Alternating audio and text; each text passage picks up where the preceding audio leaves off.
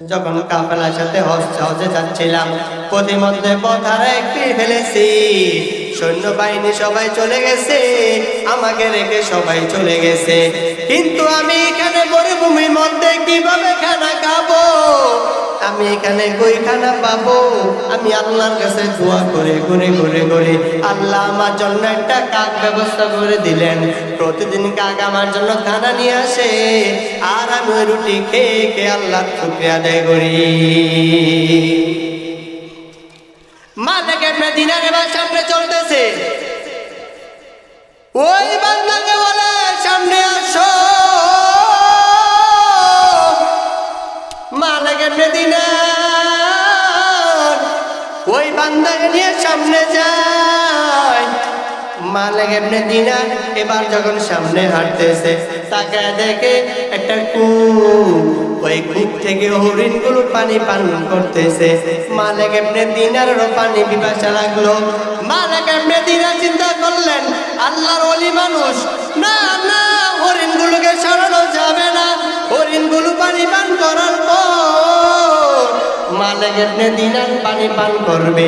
এবার যখন হরিণগুলো পানি পান করে চলে গেল, হরিণগুলো যখন কূপ থেকে পানি পান করে চলে গেল, মালিক ইবনে দিনার যখন সামনের দিকে আগাইতেছে, কূপ থেকে পানি উঠাবে, পানি উঠানোর জন্য বালতি দরকার, রশি দরকার। মালিক ইবনে দিনার বালতি রশি খুঁজ করে যখন বালতি রশি কোনো পাত্র পেয়ে গেল, মালিক ইবনে দিনার যখন ওই কূপ থেকে পানি উঠাইয়া পানি পান করার পূর্বে চিন্তা করলেন, কি ব্যাপার, হরিণগুলো কূপ থেকে পানি পান করলো, কোনো বালতি রশি লাগলো না, আর আমি মালিকের বালতি রশি কেন লাগলো? যখন মনে মনে চিন্তা করে আল্লাহর সাথে যখন কথা বলা শুরু করলো, আমার আল্লাহ ডাক দিয়ে বলে, হে মালিক, হরিণগুলো আমি আল্লাহর উপর ভরসা করেছে, এই জন্য আমি আল্লাহ তাদের জন্য বালতি রশি দেই নাই। আমি আল্লাহ কূপ থেকে পানি তাদের মুখে পৌঁছাইয়া দিয়েছি। ওরে মালিক, তুমি যদি বালতি রশির ব্যবস্থা না করিয়া আমি আল্লাহর উপর ভরসা করতি, আমি আল্লাহ ও মালিক তোমার মুখে পানি পৌঁছাইয়া দিতাম। সুবহানাল্লাহ। হकीकत से तो दुनिया बेखबर है, दुनिया के नुमाइश पर नजर है, नमी गोयम के आज दुनिया जुदा बाश, ओहर कार के बाशी बा खुदा बाश। গোলামি কার করা লাগবে? এক নম্বর আল্লাহর গোলামি করো, দুই নম্বর বাবা মার সেবা করো। বাবা মা কি জিনিস যার নাই সে বুঝে। এমন নিমুগারাম সন্তান আছে, কোটি কোটি লক্ষ টাকার মালিক হইয়া বাবা মাকে দেখতে পারে না। স্ত্রী কথা শুনিয়া ওই নাফরমান সন্তান বাবা মাকে বৃদ্ধাশ্রমে রেখে আসে না নাই। জীবনের মূল কষ্ট মায়ের প্রসব বেদনায়, জীবনের মূল কষ্ট মায়ের প্রসব বেদনায়, সাত আসমান সাত জমিন তখন মায়েরই মাথা। জীবনের মূল কষ্ট মায়ের প্রসব বেদনায়, সাত আসমান সাত জমিন তখন মায়েরই মাথায়। এমন মাকে কেমনে আজি, এমন মাকে কেমনে আজি যাব আমি ভুলিয়া। ও আমার প্রাণের মা, মা গো মা, কোথায় গেলে মোর ছাড়িয়া? জনম দুঃখী ইয়াতিম আমি, চায় না কেউ ফিরিয়া। আমি যখন ছিলাম আমার মায়ের উদরে, চলাফেরা করলেন যে মায় কত কষ্ট করে। আমার সুন্দর মুখ দেখে মায়ের, আমার সুন্দর মুখ দেখে মায়ের ব্যথা দেয় যে আশাইয়া। ও আমার প্রাণের মা, গো মা, কোথায় গেলে বড় ছাড়িয়া। জনম দুঃখী ইয়াতিম আমি, চায় না কেউ ফিরিয়া। এর নবীর উম্মতের দল, ওই মা কত কষ্ট করেছে জানো, নিজে না খাইয়া সন্তানকে খাওয়ায়। মা নিজে না খাইয়া আলাদা খাবার রেখে দেয় সন্তানের জন্য। যখন সন্তান বাড়িতে আসে বলে, সন্তান তোমার জন্য খাবারটা রাখছি, আমি এই খাবারটা খাই না রে সন্তান। শীতের বেলায় কত পিঠা মা বানাইতো, কত সন্তান যখন দেশের বাড়িতে যখন ছুটি নিয়ে দেশে যাইতো, মা কত সুন্দর করে রান্না করে সন্তানকে খাওয়াইতো। আজকে ওই মানুষগুলো মা নাই, বাবাও নাই। আজকে বাবা মার জন্য দোয়ার আয়োজন করছে, কত সুন্দর আয়োজন। ও দুনিয়ার মানুষেরা, আমার মায়ের নবী, আমার মায়ের নবীও মারাইতি। দুনিয়াতে আসার আগে মায়ের নবী বাবার এতিম হয়ে গেছে। মায়ের নবীর বয়স যখন মায়ের নবীর বছর 6 বছর হলো, মায়ের নবী তখন মাহারে এতিম হয়ে গেলেন। একদিন ময়দানে বাচ্চারা খেলা করে, মায়ের নবী দাঁড়ায় দাঁড়ায় বাচ্চাদের খেলা দেখে। সন্ধ্যা যখন হয়ে গেল, সকল সন্তানদের বাবার এসে হাজির। সব সন্তানের বাবারা সন্তানদের নিয়ে যায়। আমার মায়ের নবী একবার ডানে তাকায়, একবার বামে তাকায়। সব সন্তানদের বাবারা আসলো, আমার বাবা কেন আসে না? আমার মায়ের নবী কান্না করে। নবীজির মা দৌড়িয়ে এসে বলে, ও মুহাম্মদ তুমি কেন কান্না করো? মায়ের নবী বলে, মা দেখো সব সন্তানদের বাবার এসে সন্তানদের নিয়ে যায়, আমি মুহাম্মদের বাবা কি আজ আসবে না রে মা? বলো আমার বাবা কই? বাবাকে বাবা বলে ডাক দিতে পারলাম না রে মা। মায়ের নবীর মা ডেকে বলে, ও সন্তান কান্না করিও না, তুমি যখন দুনিয়াতে আসছো, দুনিয়াতে আসার আগে তোমার বাবা দুনিয়া ছেড়ে চলে গেছে। মায়ের নবী কান্না করে আর বলে, ও মা বলো বাবার কবর কই? বাবার কবর দেখে আমি আমার কলিজা শান্ত করতে চাই। মায়ের নবীর মা নবীজির দাদা আব্দুল মুত্তালিবের কাছে গিয়ে বলে, ও আব্বাজান, আপনার নাতি মুহাম্মদ আপনার সন্তান আব্দুল্লাহর কবর দেখবে, মুহাম্মদ তার বাবার কবর দেখবে। নবীজির দাদা একটা উট একজন উম্মে আইমান বাদীকে দিয়া দিলেন, যাও মুহাম্মদ তার বাবার কবর দেখবে। মায়ের নবী তার বাবার কবর দেখবে। মায়ের নবীকে তার বাবার কবর দেখাই নিয়ে আসো। মায়ের নবী রওনা হলো, সাথে উট উম্মে আইমান বাদী নবীর মাও রওনা হলো।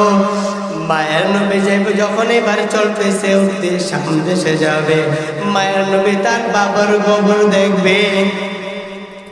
মায়ের নবী নবীজির মা ডেকে বলে, মুহাম্মদ ও যে দূরে একটা গাছ দেখা যায়, ওই গাছ গাছের নিচে তোমার বাবার কবর। মায়ের নবী উঠ থেকে নেমে কবরটা জোরে জোরে কান্না করে আর বলে আমার বাবা কই। দুনিয়ার মানুষেরা বাবা বলে ডাক দিতে পারে, আমি মুহাম্মদ আমার বাবাকে আব্বা বলে ডাক দিতে পারি নাই। মায়ের নবীর কান্না দেখে আসমানও কাঁদে, জমিনও কাঁদে। আমার আল্লাহ বলে জিবরাইল যা যা, আমার বন্ধু মুহাম্মদের কান্না থামাইয়া দাও, কারণ আমি আল্লাহ আমার বন্ধুর কান্না সহ্য করতে পারি না। মায়ের নবী এবার রওনা হলো, মদিনার দিকে রওনা হলো। এবার যখন নবীজি রওনা হয়েছে, নবীজির মা হঠাৎ করে অসুস্থ হয়ে গেছে আবওয়া নামক স্থানে। মায়ের নবীর মা আবওয়া নামক স্থানে আসার পর পেটে বেদনা শুরু হয়ে গেল। মায়ের নবীর মা ডেকে বলে, ও মেহমান বাদি, মুহাম্মদকে আমার গুলে দাও, আমি মনে হয় আর বাঁচবো না, আমি মনে হয় দুনিয়া ছেড়ে চলে যাব। মুহাম্মদ নবী কাঁদে, ও মা তুমি কেন কাঁদো? নবীজির মা ডেকে বলে, বাবা আর টেনশন করিও না, মনে হয় আমি চলে যাব। মায়ের নবীর মা কাঁদে, নবীও কাঁদে, মায়ের নবীও কাঁদে, নবীজির মাও কাঁদে। নবীজির মা এক পর্যায়ে দুনিয়া ছেড়ে চলে গেল। আমার নবী এবার জীবনের জন্য মারে এতিম হয়ে গেল। যেই নবীকে বেঈমানেরা কত কষ্ট দিয়েছে, মায়ের নবী তয়েফের ময়দানে দিনের দাওয়াত দিতে যায়, বেঈমানেরা আমার নবী শরীর থেকে রক্ত ঝরাইছে। আমার নবী বিন্দু পরিমাণ বদ্ধ দেন নাই। কেন জানেননি? আমার মায়ের নবী উম্মতদেরকে এত ভালোবাসেন। ও আমার নবী আমাদের জন্য এত ভালোবাসেন। কিয়ামতের ময়দানে হাশর মাঠে সব নবীরা সিজদায় পড়ে থাকবে, সব নবীরা ইয়া নাফসি নাফসি বলতে থাকবে, সব নবীরা কান্না করবে, আল্লাহ আমাকে বাঁচাও। মুসা নবী বলবে, আল্লাহ আমাকে বাঁচাও। ঈসা নবী বলবে, আল্লাহ আমাকে বাঁচাও। সব নবীরা বলবে, আল্লাহ আমাকে বাঁচাও। আমার আপনার মায়ের নবী সিজদা পড়ে কাঁদবে আর বলবে, ইয়া উম্মতি, ও আল্লাহ আমার উম্মতকে বাঁচাও। আমার উম্মত যদি একটাও জাহান্নামে যায়, আমি নবী জান্নাতে যাব না। আমার মায়ের নবী ওই দিনও কান্না করবেন আপনার আমার জন্য।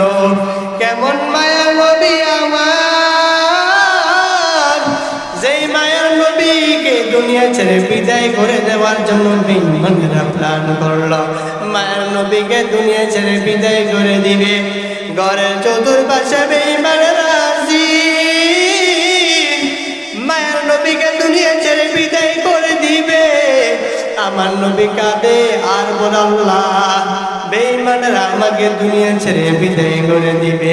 আল্লাহ বলেন, নবী আপনি কাঁদবেন না, আমি আল্লাহ আপনার জন্য যথেষ্ট।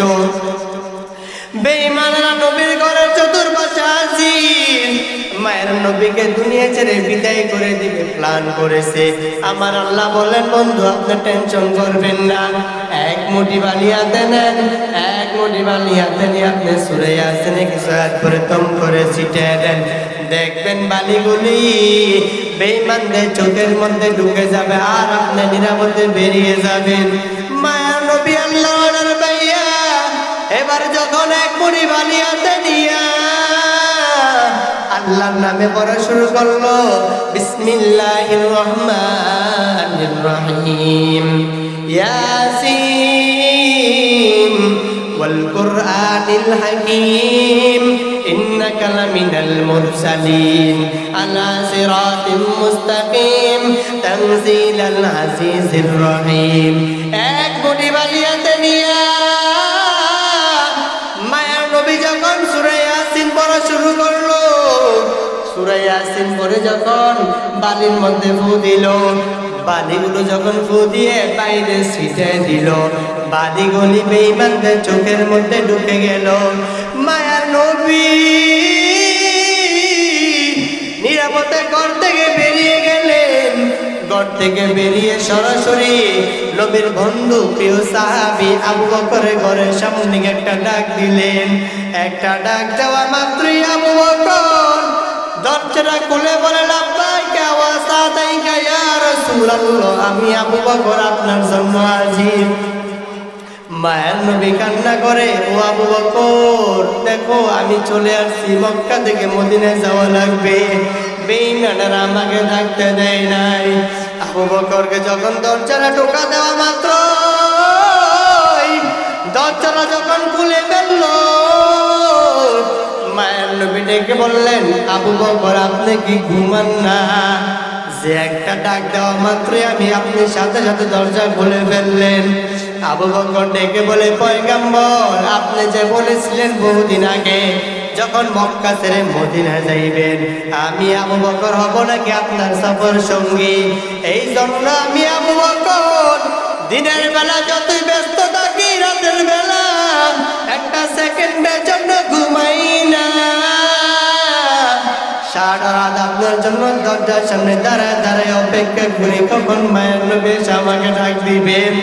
আর আমি আবু বকর যদি ঘুমাইয়া থাকি আমার নবীর কষ্ট হবে, এই জন্য আমি আবু বকর ঘুমাই না। মায়ের নবী ডেকে বললেন, আবু বকর এটা কিভাবে সম্ভব? আবু বকর ডেকে বলে, নবী আমার মেয়ে আসমা ঘুমায় না, তাকায় দেখেন কান্না, প্রতিদিন রাত্রেবেলা নাস্তা বানায় বানায় আপনার জন্য অপেক্ষা করে। মায়ের নবী ডেকে বলে, ও আবু বকর এটাও কি সম্ভব? আবু বকর চোখের পানি ছেড়ে বলে, ও পয়গম্বর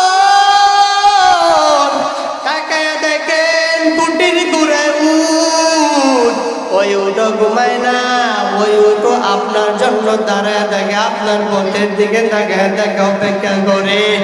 মায়ের নবী বলে, আবু বকর এটাও কি সম্ভব? ও আবু বকর তোমাকে আমি কি দিব, দেওয়ার মতন কিছুই নাই। ও আবু বকর তোমার জন্য আমি আল্লাহর কাছে একটা দোয়া করে গেলাম, ও আল্লাহ আবু বকরের সফর আজকে মক্কা থেকে মদিনায় শেষ হবে না, আবু বকরের সফর হবে জান্নাতের মেহমানখানা পর্যন্ত। সুবহানাল্লাহ। তুকু যাওয়া সুন্নতে আহমদ, তুকু যাওয়া বা মুহাম্মদ কাইবুয়াত নিসবতুরা কারে শাইতা মিকুনিনা मतवाली परवाली लामोदास्ताई परवाली हम सुरातो हम सिराते मुस्तफा तरतमामी आले उकुन इत्तिबा इत्तिबा सुन्नते खैरुल बशर गैर लाज़िम तापोयाबी আইকসার। কেমন মায়ের নবী আমার, যে মায়ের নবী রহমাতুল লিল আলামিন, আমার নবী দুনিয়ার জন্য রহমত, আসমানের জন্য রহমত। ওয়া মা আরসালনাকা ইল্লা রাহমাতাল লিল আলামিন।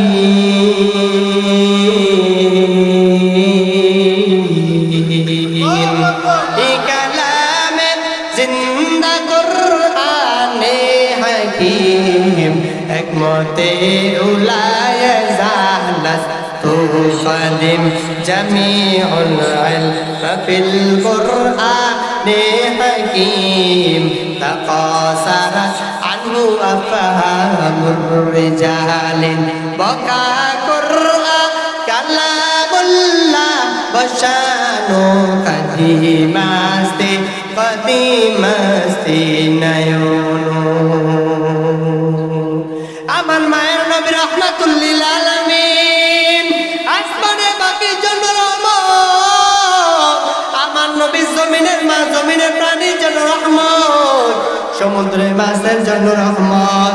আমার নবীকে আল্লাহ এত ভালোবাসেন, আল্লাহ বলেন ঈসা নবী আমি আল্লাহর জন্য বড় পাগল, মুসা নবী আমি আল্লাহর বড় পাগল, ইয়াহইয়া নবী আমি আল্লাহর বড় পাগল, সব নবীর আমি আল্লাহর বড় পাগল। আর আমার আল্লাহ বলেন আমি আল্লাহ আমার বন্ধু মুহাম্মদের জন্য বড় পাগল। আল্লাহ এই জন্য ইবাদত কার করা লাগবে? জোরে বলেন, আল্লাহর ইবাদত করা, তার বিকল্প কোনো রাস্তা নাই। আর হচ্ছে বাবা মার সাথে ভালো ব্যবহার করতে হবে, বাবা মার সাথে বেয়াদবি করা যাবে না। বাবা মা যদি সন্তুষ্ট থাকে আল্লাহ সন্তুষ্ট, আর বাবা মা যদি অসন্তুষ্ট হয় আল্লাহ রব্বুল আলামিন অসন্তুষ্ট।